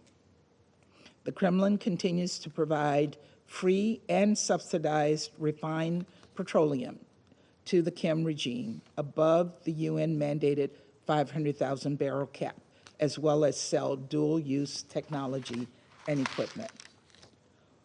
What's more, we are particularly concerned about Moscow's intent to share satellite and space technologies with Pyongyang, which the war in Ukraine has plainly demonstrated is crucial to an army's communications and intelligence gathering capability on the modern battlefield. And it continues to shield the DPRK from joint actions in this council, obstructing DPRK sanctions implementations while attempting to escape reproach for its violations. Alarmingly, we assess that Russia may be close to accepting North Korea's nuclear weapons program, reversing Moscow's decade-long commitment to denuclearize the Korean Peninsula. We believe that Moscow will become more reluctant not only to criticize Pyongyang's development of nuclear weapons, but also further obstruct passage of sanctions or resolutions condemning North Korea's destabilizing behavior, as we've already seen. Colleagues, every single one of us must call out this recklessness, every single one of us. For far too long, China has provided political cover for Russia's violation, emboldening the DPRK to continue its ballistic missiles launches, among other dangerous, provocative behavior. This is not the behavior of any responsible member state, let alone two permanent members of the Council.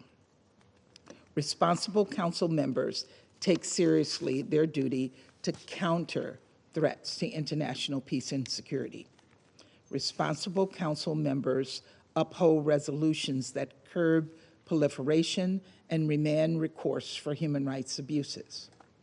Responsible council members have no reason to fear independent, objective experts, and responsible council members do not enable tyrants for their own political gain.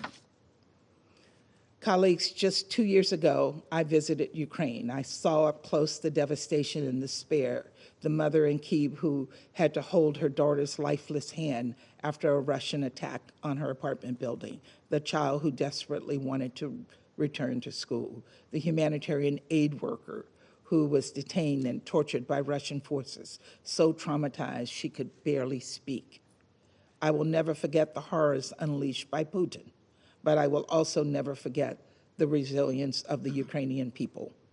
For years, they have defended their land, their freedom, their identity, and they have defended one another too, taking in neighbors who lost their homes, risking their lives to feed those in need, nursing orphans back to health, showing the world that community is a form of resistance.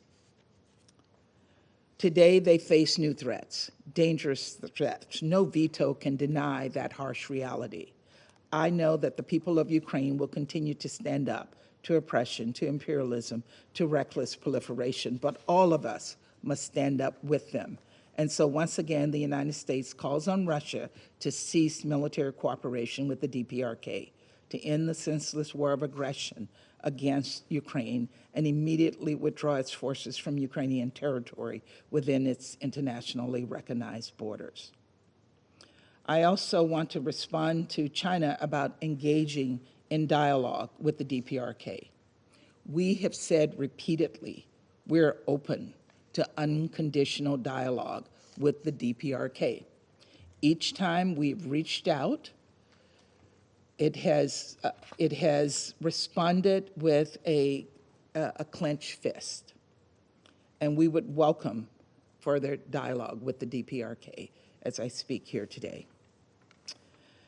So finally, we have to continue to work to meet our responsibilities as members of this council to uphold the charter we have all sworn to protect. The people of Ukraine demand this of us. They deserve it from us. They deserve a just and lasting peace. So let us all do our part to help them realize that. Thank you very much. I resume my function as president of the council. The representative of China has asked for the floor to make a further statement. I give them the floor. 主席，我本来不想发言的，但是你刚才以美国代表身份发言的时候，一再点到中国的名字，所以我想我有必要做一个简短的回应。你刚才发言中对中国在半岛问题上的政策和立场进行歪曲和抹黑，这完全不可接受。中国作为负责任的大国和安理会的常任理事国，一贯主张根据宪章的宗旨和原则，和平解决争端。我们一直努力推动有关地区冲突和紧张局势的政治解决。无论是乌克兰问题上，还是半岛问题上，中方都在为和平疾呼，为对话奔走，为维稳努力。我们会继续这么做。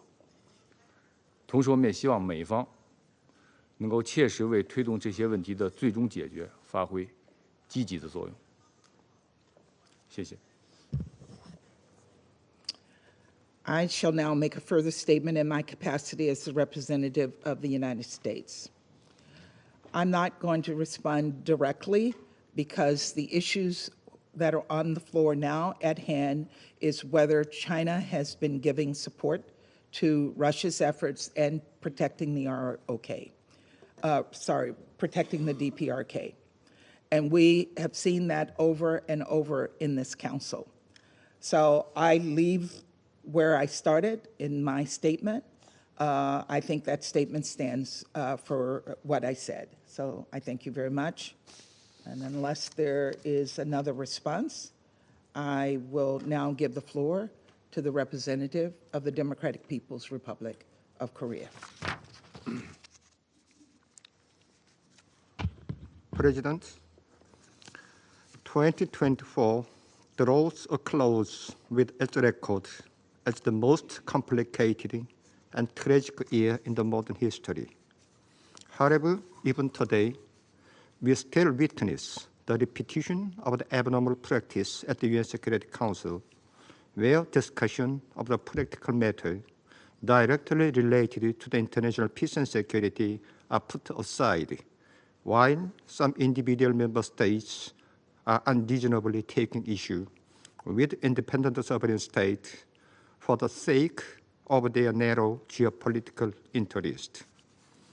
This meeting is yet another example showing that the UN Security Council is neglecting its important duty assigned by international community and abuse as an instrument of the United States for political pressure and platform of propaganda for spreading sinister public opinion. I strongly denounce the United States and its following forces for convening this unlawful meeting that turns black into white in pursuit of their selfish geopolitical interests without any regard for UN Charter and recognized international law. United States, its allies are none other than the main culprits who have incited confrontation and discord among nations and fomented ceaseless massacre of the civilian with irresponsible and illegal military intervention all the year around across the planet.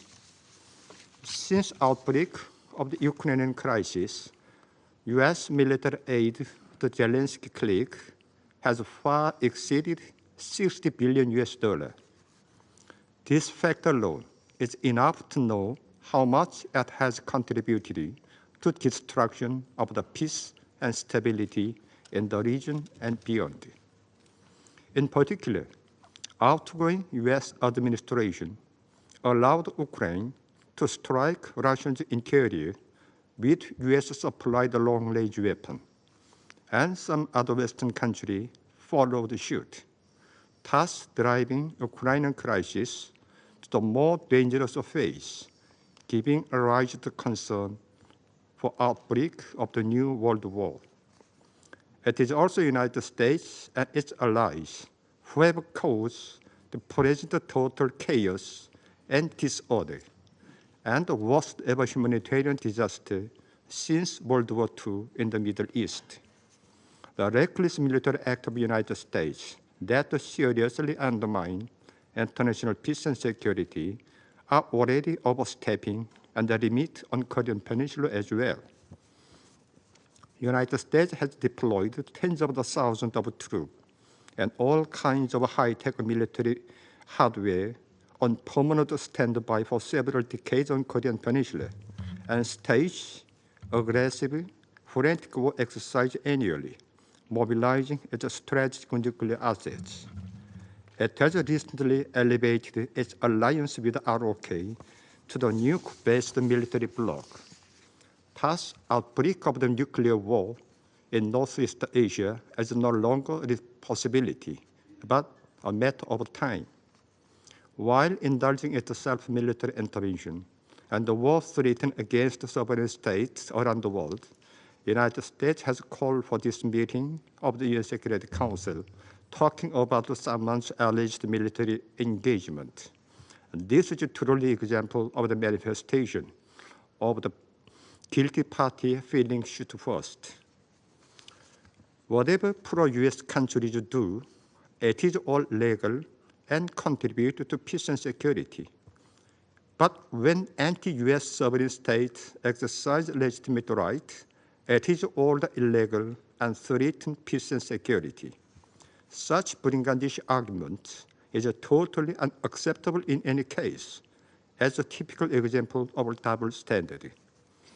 When it comes to normal development of the cooperative relation between sovereign states that fully conform with the UN Charter and international law, it's not a kind of the matter that anyone can interfere in. The Korea-Russia relationship is based on the treaty on comprehensive strategic partnership between the DPRK and the Russian Federation that comes into effect in recent weeks. It promotes the welfare of the people of both countries and served as the security mechanism for easing tension in the region and guaranteeing a strategic stability of the world. It becomes a positive contribution to international peace and security and can by no means be subject of the criticism. DPRK will never tolerate the arbitrary and high-handed practice of the United States and its following forces in their attempt to impose hegemonic unipolar system of domination. It will fulfill its responsibility to defend a genuine international justice and to safeguard global peace and security. I thank you. I thank the representative of the Democratic Republic of Korea for their statement. I now give the floor to His Excellency, Mr. Stavros Lambrinidis, head of the delegation of the European Union to the United Nations. Thank you, Madam President. I have the honor to speak on behalf of the European Union and its member states. The candidate countries North Macedonia, Montenegro, Albania, Ukraine, the Republic of Moldova, Bosnia and Herzegovina, and the EFTA country Iceland, member of the European Economic Area, as well as San Marino, align themselves with this statement. I would like to thank USG Rosemary DiCarlo and Mr. Jonah Leff for their briefings. President, I will focus my intervention around two main themes that are linked in an ever more dangerous way today. First, the Democratic People's Republic of Korea's continued violation of its non-proliferation obligations. And second, the increasing military cooperation between the DPRK and Russia, which constitutes a dangerous escalation and expansion of Russia's war of aggression against Ukraine, with serious and direct security implications not just for Europe, but globally. On non-proliferation, the nuclear and missile programs of the DPRK pose an immediate security threat to all countries and to the international disarmament and non-proliferation architecture as a whole. The DPRK must comply immediately with its obligations under UNSC resolutions by abandoning all its nuclear weapons, other weapons of mass destruction, ballistic missile programs, and existing nuclear programs in a complete, verifiable, and irreversible manner, and cease all related activities. Virtually everyone in this room has said this today. Virtually everyone. All UN member states, especially members of the UN Security Council, must ensure the full implementation of UN sanctions. We stress that those sanctions remain fully in place despite the Russian veto that derailed the 1718 Committee's panel of experts from continuing its work. We also reiterate a call for the complete denuclearization of the Korean Peninsula and urge the DPRK to take concrete steps towards this goal and to return to diplomacy. The DPRK will never be accepted as a nuclear weapon state. The DPRK must return to compliance with the Nuclear Non-Proliferation Treaty, and furthermore, we urge the DPRK to sign and ratify the Comprehensive Test Ban Treaty without any preconditions or further delay. Madam President, turning to the issue of the expansion of military cooperation between DPRK and Russia, including direct engagement in combat against Ukrainian armed forces, let me stress again the EU's unequivocal and strong condemnation of such a significant escalation in Russia's illegal war of aggression against Ukraine. The presence of thousands of DPRK troops cooperating with the Russian military constitutes a serious breach of international law, including the most fundamental principles of the UN Charter, and a flagrant violation of multiple Security Council resolutions. This is a hostile act by the DPRK, which carries serious consequences for regional and global peace and security. Russia is knowingly spreading instability and escalation, not just in Europe anymore, but also on the Korean Peninsula and in the wider Indo-Pacific region. But the DPRK and Russia have been deepening their military cooperation in other areas as well. There is clear evidence that the DPRK has been providing arms to Russia including artillery shells and ballistic missiles, which Russia has used against Ukraine. Any arms exports or imports involving the DPRK are in violation of multiple Security Council resolutions. Russia itself, a permanent member of this Council, is directly accountable for these violations. We urge third countries to cease all assistance to Russia's war of aggression. This includes not only direct military support, but also the provision of dual-use goods and sensitive items that sustain Russia's military-industrial base. President, the interlinked character of these developments is increasingly evident and alarming. The European Union is particularly concerned about the potential for any transfer of advanced military capabilities or technologies by Russia to the DPRK, including nuclear or ballistic missile-related technology, in violation of relevant Security Council resolutions. In light of this, Russia's apparent shift of position on the denuclearization of the DPRK is highly suspect, dangerous, and unacceptable. Russia abandons key obligations from the Non-Proliferation Treaty, including to prevent nuclear proliferation, and violates multiple Security Council resolutions adopted by Russia's support, lest we forget. What is at stake is potentially monumental in terms of its proportions and its consequences for global, international peace and security. This Council needs to intervene before it is too late. Thank you, Madam President. I thank His Excellency, Mr. Lambrinides, for his statement, and I now give the floor to the representative of Ukraine. Well, thank you, Madam President. I thank Under-Secretary General Rosemary DiCarlo and Director Leff for their briefings. The direct involvement of DPRK troops in Russia's war of aggression against Ukraine is now a matter of fact. Starting at least from December 14th, numerous evidence, including video footage captured by Ukrainian drones, confirm the participation of North Korean soldiers in assaults on Ukrainian positions. The Russian forces have integrated these DPRK units into joint formations, employing them in operations against Ukrainian forces in the Kursk region. As seen in the video footage, North Korean troops utilize specific tactics. They primarily advance in large numbers on foot across open terrain and in extended chains. This approach bears a striking resemblance of infantry tactics employed during World War II, but is highly unusual for the Russian-Ukrainian war.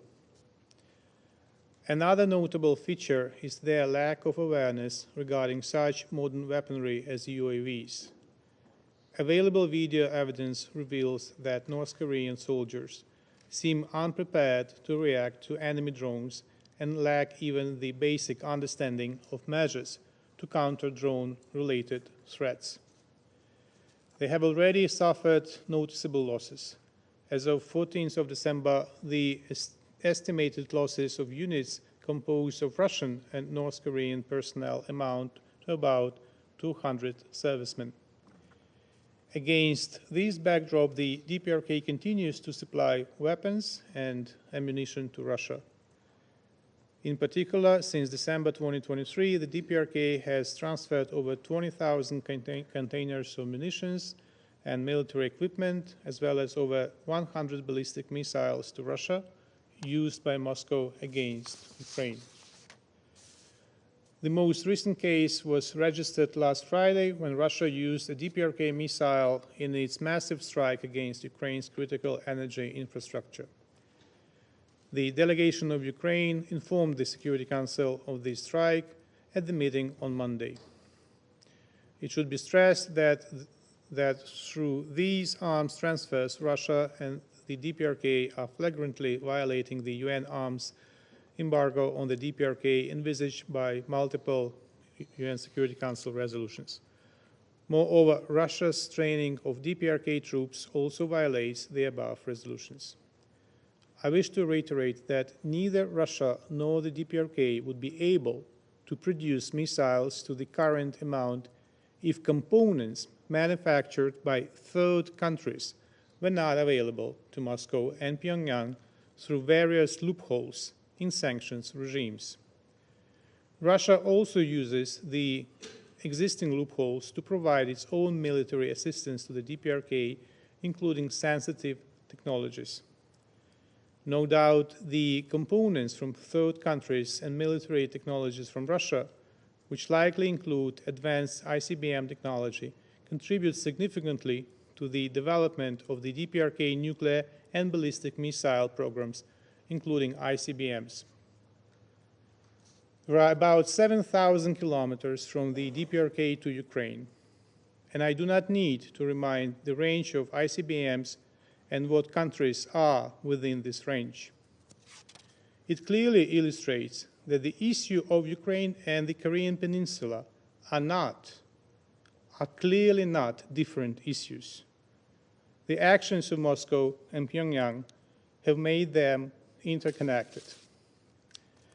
These steps by Moscow and Pyongyang undermine international efforts aimed at achieving the complete, verifiable, and irreversible denuclearization of the Korean Peninsula. In this regard, we commend recent decisions by our partners to strengthen sanctions against Russia and the DPRK and call for further decisive measures on the matter. Due to Russia's expansion of the war against Ukraine, security in Europe and in the Indo-Pacific are now directly linked. Putin wants to create more problems for the world in Asia, and this is why the Russians are training North Korea in modern warfare. The actual involvement of North Korea in hostilities should be met with tangible pressure on both Moscow and Pyongyang for the sake of compliance with the UN Charter and punishment of escalation. Thank you. I thank the representative of Ukraine for their statement. There are no more names inscribed on the list of speakers. The meeting is adjourned.